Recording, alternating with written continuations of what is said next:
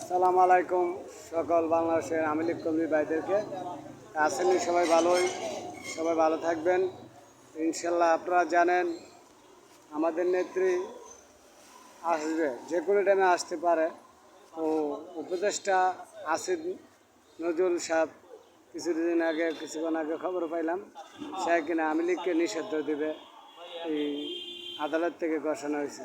আরে ভাই, আওয়ামী লীগ হচ্ছে বাংলাদেশের মাথা, আওয়ামী লীগ হচ্ছে বাংলাদেশের প্রথম রাজনীতির দল। আওয়ামী লীগকে কীভাবে নিজস্ব দেবে, কীভাবে দিবেন?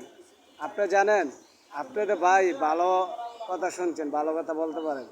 তো আপনারা যারা উপদেষ্টা আছেন তারা আপনারা ভাববেন না যে আওয়ামী লীগকে আপনারা নিজস্ব দিবেন, বুঝছেন না? তো আপনারা কী পাইছেন দেশটার? আরে কালাপাটানটা যে গণ দুলাই দিছে গাজীপুর, কালাপাটানের কি এখনো লজ্জা শরম কিছু হয় নাই? কালাপাটানে কি লাগাইছে? কালাপাটান কয়েক কোটি টাকার মালিক হয়েছে, আবার আরো তো কয়েক কোটি টাকার মালিক হবি মনে হয়।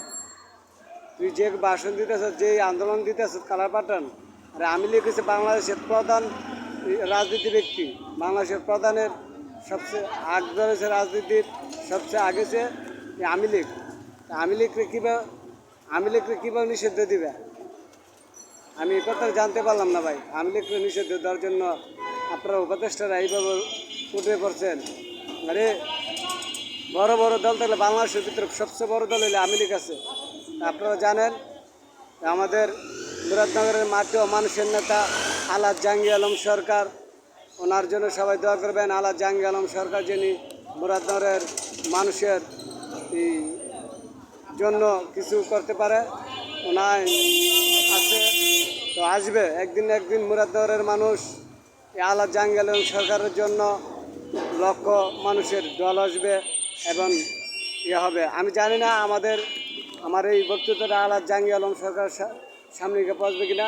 তো আলাদ জাহাঙ্গীর আলম সরকারের আমি একটা ভক্ত আমি একটা কর্মী, আমি সে কর্মী হিসেবে আমি বলতে চাই, আলাদ জাহাঙ্গীর আলম সরকার যেখানে থাকেন আপনি ভালো থাকবেন, সুস্থ থাকবেন। আমাদের নেত্রীর জন্য সবাই দোয়া করবেন, শেখ হাসিনার জন্য সবাই দোয়া করবেন। এই বলে আমি